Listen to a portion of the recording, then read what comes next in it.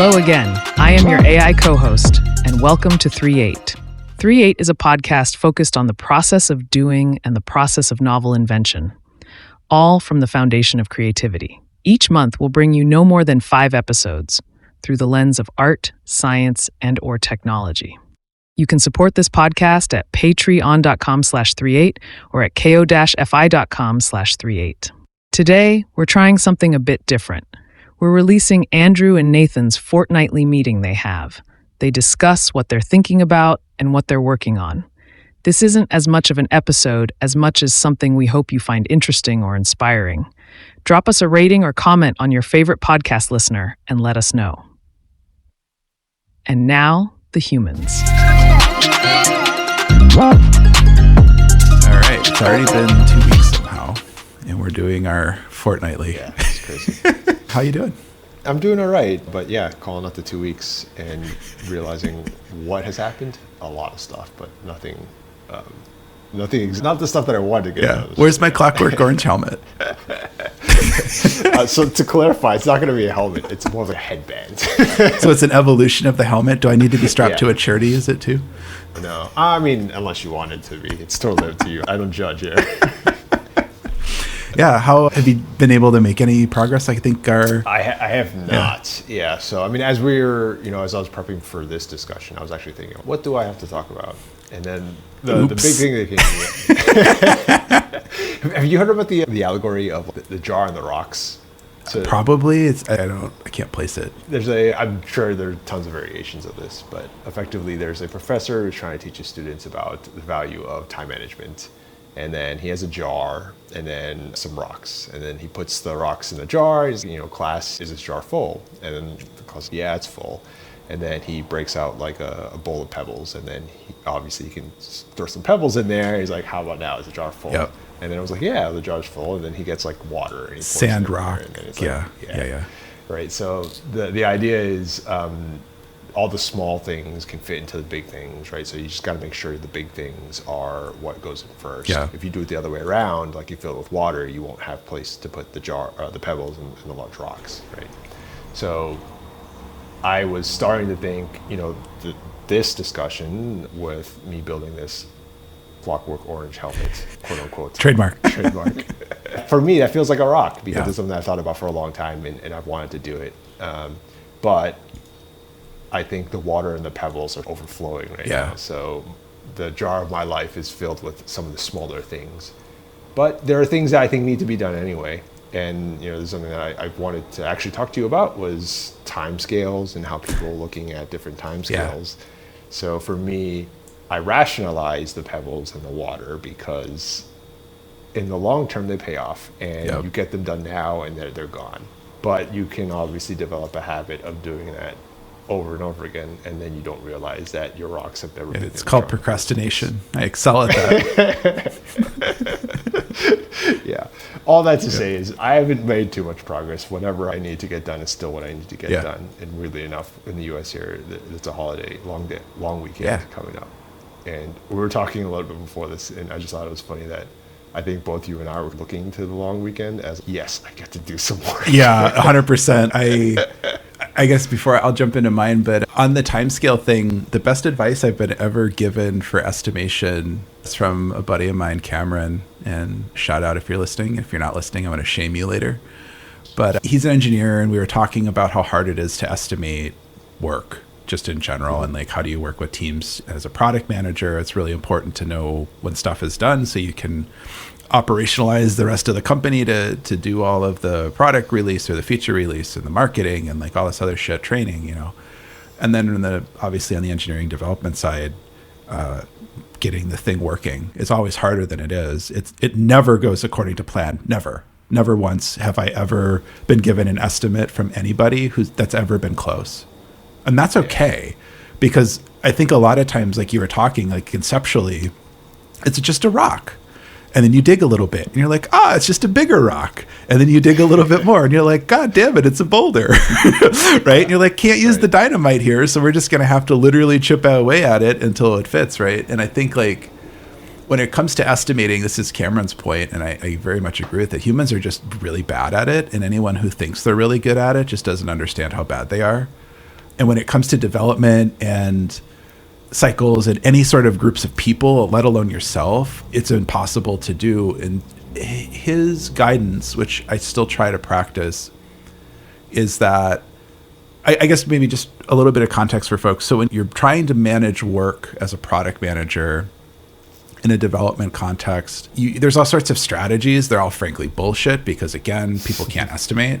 And so there's t-shirt sizing, which is an abstract idea of, small, medium, large going to take longer than a small. There's the story point ideas where you're trying to give more fidelity to the business people who have no idea what the fuck you're trying to do and no idea why trying to give them a higher fidelity measurement is just like the antithesis of what they're actually trying to accomplish.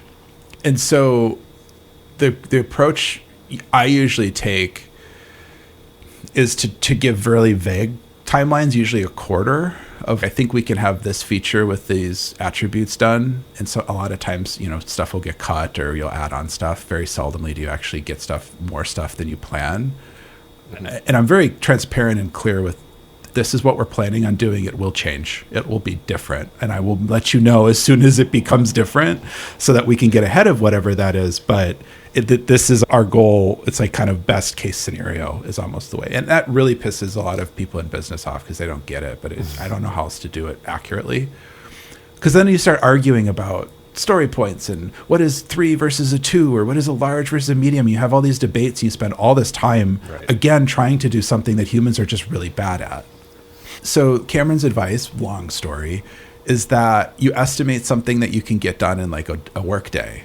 Just as an engineer, I have 8 hours of productivity theoretically. What can I get done?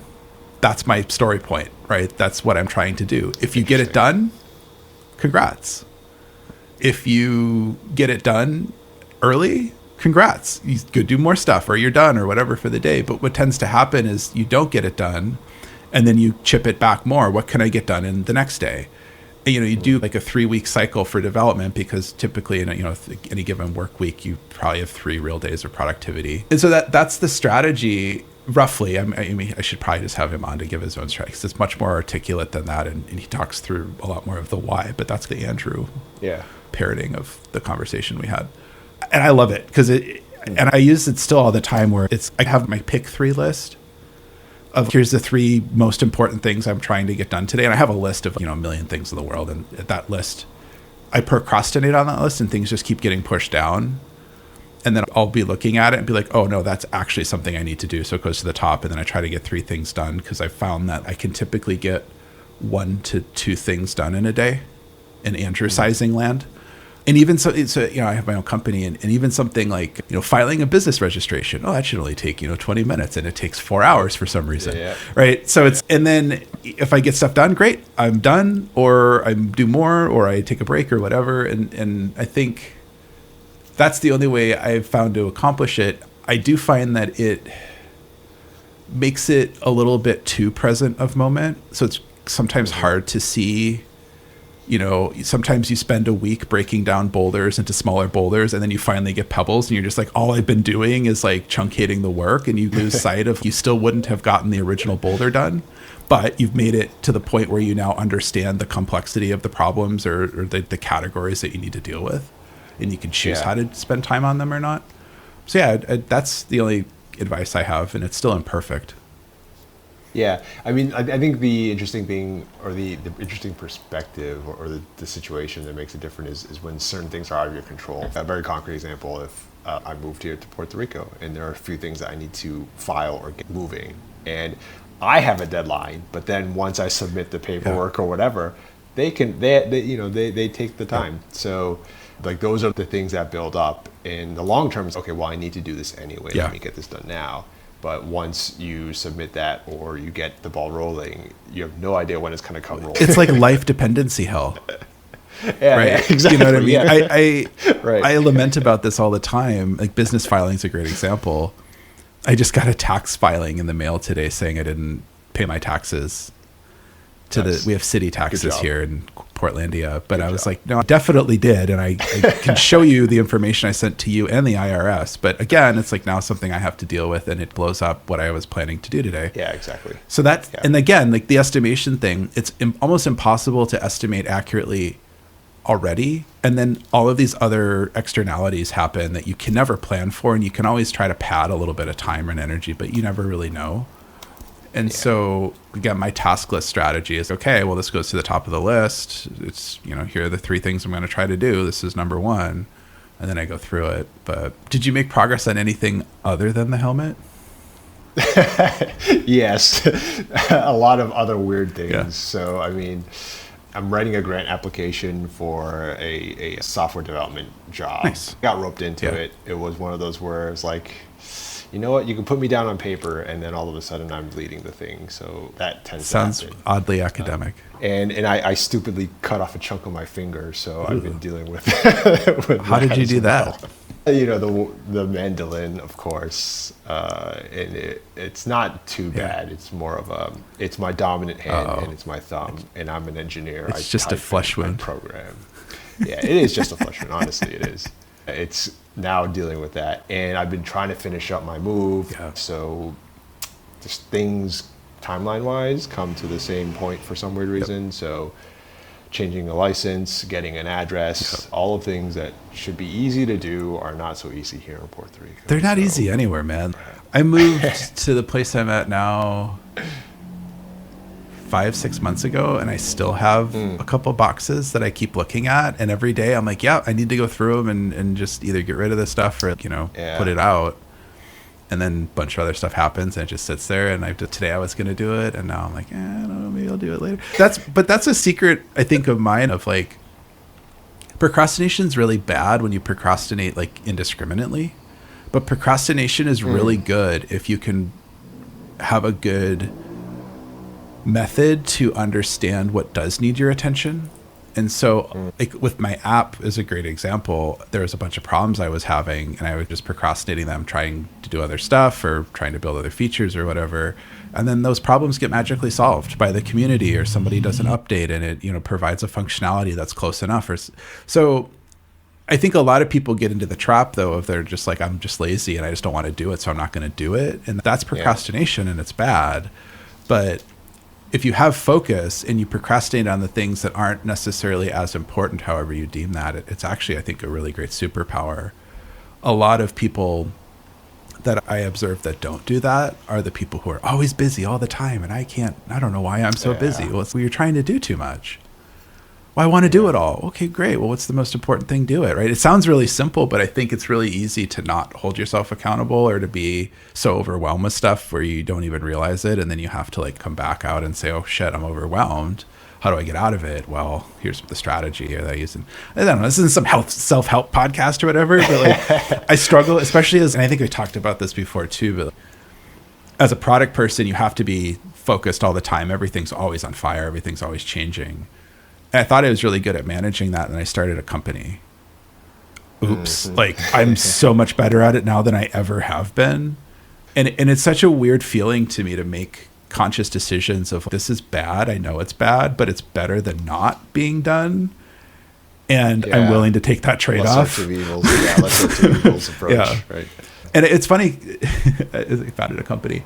I had a workshop I sat in on this week about careers and finding your next passion, that kind of stuff. And I realized that I'm a third-time founder. I founded 3 companies in my life, and I obviously I knew that, but without doing the career exercise that I went through, I hadn't rationalized it. I was like, oh yeah, I've done this 3 times. So I'm either failing miserably as a repeat founder, or I'm now a serial founder. So I don't know how to spin it.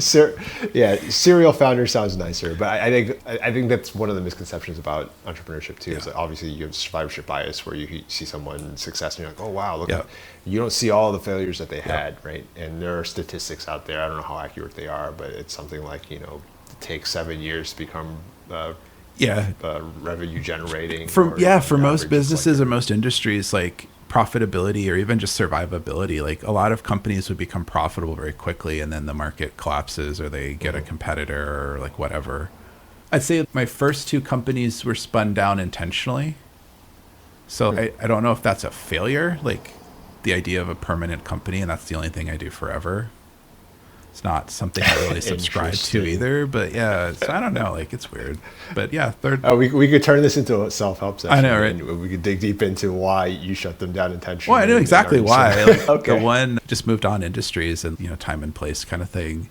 The second one was more professional service related, and I was starting to dabble in custom development and like software development for hire, and it's a shitty industry to be in. And it wasn't my passion.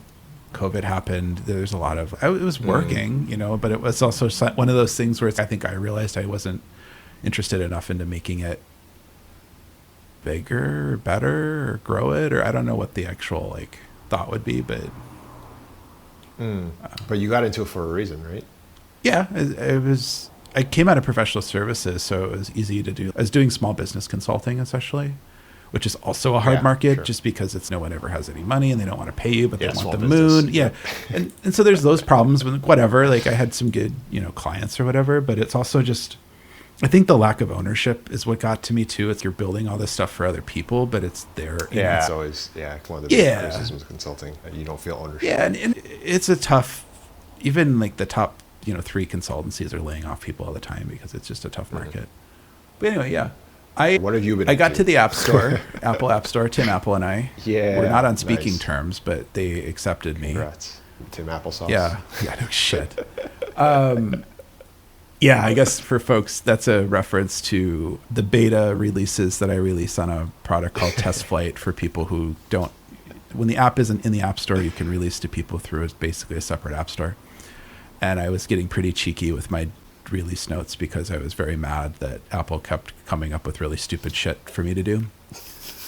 I don't know if we talked about this last time on record or not, but I remember telling a bunch of people, like this, the Apple kept quoting me this fucking paragraph every time I was like, hey, I think I fixed it. They're like, this paragraph, you have to do this thing. This is insane. This is a 5-minute conversation. Turns out it was a 5-minute conversation, right? At some point, their process triggered, hey, would you like us to call you? I'm like, yes, please.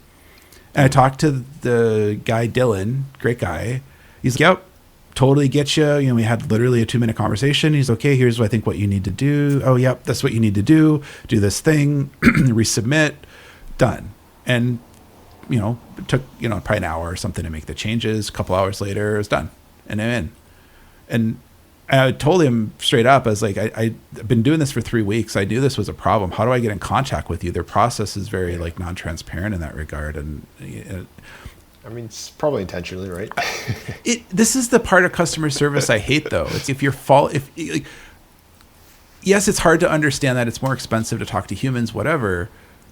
But we went back and forth for 3 weeks, and the support rep that I was working with, we weren't working. The support rep who was quoting me the fucking paragraph was quoting me the paragraph over and over again. Fuck that, right? That's not working. Like, any manager should have been able to flag that and been like, why isn't this moved anywhere? Oh, we were quoting him the same thing. And please tell us what this is. I don't understand. I've tried these things. What can I do differently? Oh, here's the paragraph. It sounds like you were dealing with an LLM that just basically grounded in its own documentation. So anyway, I win. You can get Text My Cast on the App Store. Maybe I'll put it in the show notes. I don't know if I care that much. It's a minimal viable product, and there's a lot more features that are planned coming soon, but it's really just a way to get it out to people and hopefully start getting users. And there's a subscription you can subscribe to, and I'm hoping to leverage that to help fund, continual development. Yeah. So the next thing you're going for is Google Play Store, right? Yeah. I am like 80% done with the submission. Like, I have all this shit set up allegedly. The builds are working now. I got the builds to auto upload or whatever. I just need to finish some paperwork basically, and it's one of those things I just keep pushing. And then I have to fix, there's some of the payment stuff is like specifically tuned to Apple, so I need to like Googleify it, which should hopefully be straightforward, but again, it's just I gotta sit down and do it. But yeah, I'm hoping by, obviously next time we chat that'll be done, but I'm hoping like maybe early next week. I'm also like a little hesitant because it now is a whole nother world that I have to deal with. But it's also, if it's not available for people to use, they won't use it. So it's this double-edged sword of, I would much rather have it available and slow down my development a little bit more to try to get customers or understand how people are using it than to try to continue to work in this like vacuum where I'm just telling people how it works or hypotheticals and that kind of shit. So yeah, no, I think that aligns very much with, I've known you for a while, and that stuff that we talk about is the user feedback and not building things in your own Yeah. head. Yep. And so, makes sense. that I got a Google startup grant too. That was fun. Unexpected. Yeah. Did you ever find out what the value was? Yeah, it's Google Bucks. You just said, whatever. What's the value? $0. It's Google Google yeah. dollars. Well, yeah. I mean, it's all credits for Google services and shit, which is nice. I mean, I don't want to shit on it because it's money that I don't have to spend. But it's not like I get a bunch of cash that I can just go spend on what I want. Yeah. It's also not like you know how much you need to spend. Well, and that's so they give you a credit dollar amount, and then they also, as part of the program, you qualify for other like programs essentially. Like once you're in, and then so there's all sorts of other. I'm like exploring some of them still too to try to understand if I qualify or if it's stuff I want and that kind of stuff. So it's like a generic dollar amount, and then all these other doors open up that may or may not be valuable or may not provide more credit and all that kind of stuff. And then it is a tiered system, so I'm in the lowest tier of like friends and family. They go by seed rounds effectively, so it's like friends and family self-funded seed round, and then I think they have a pre-C, pre-series A. It's like angel maybe, or maybe they just jump to series A. So I'm not taking VC, so I'm not really sure how that's going to progress, but I think that's their t-shirt size. Yeah, right. But I mean, I think too, I'm using their platform for stuff. That was pretty obvious, which is probably why I got accepted. As I go forward, I probably use more. So I think there's a case there to be shown that obviously as I grow, it's more valuable to them, which is the whole point of this. But yeah, and there's some other stuff kicking around for accelerator type programs. I don't really want to do an accelerator, but there's a lot of programs. Oregon Entrepreneurs Network in Oregon here puts on a thing for Oregon companies that are doing software stuff, also food and beverage and some other things, bioscience. And they have a lot of programs for, how to do general startup-y stuff. A lot of this stuff, again, a third-time founder, as I found out yesterday, I've done and know, but it's also like stuff changes, or for me, it's more about getting a network of people who are also trying to build companies to commiserate with, frankly, because I don't expect help from anyone, but it's also, it's like trying to tell people what you do who have a 9-to-5 and have never worked at a startup or tried to build a company. They just have no fucking idea. It's so different. It's not more hard or harder or more challenging. I think it's just different. It's a very different kind of job, different. Right? I think one can argue it is more difficult. I think it's more difficult than being told what to do or having the thing I'm encountering the most right now is not having a team of people. Like I have people who are helping me. System. I don't have any employees yet. I'm working through some of that idea, but yeah, I'm still trying to get an advisory board together. As you know, I think I have it. Avengers assembled. We just need to set a date. Nice. I don't think I told you that yet, but yeah. We're close. No, you did. Yeah. I think you were targeting September. October, that's probably what I said. That sounds like something I would say. Kick it further down the road. But and I'm going to be traveling through September too. So, but yeah, and I think that's important for a few reasons, especially if you're a solo founder out there, or, big borrowing and stealing 100%. People's time. Getting other people that you can trust to tell you if stuff doesn't make sense, or even just be thought partners to say, have you considered this? Why are you doing that? And on the flip side, as a solo founder, trying to explain what you have in your head to other people is also a skill you need to build. And having a board is something that helps you practice. And I won't reveal my board members today. Just tune in next time. I also have to check with everyone to make sure they even want to be publicly shamed.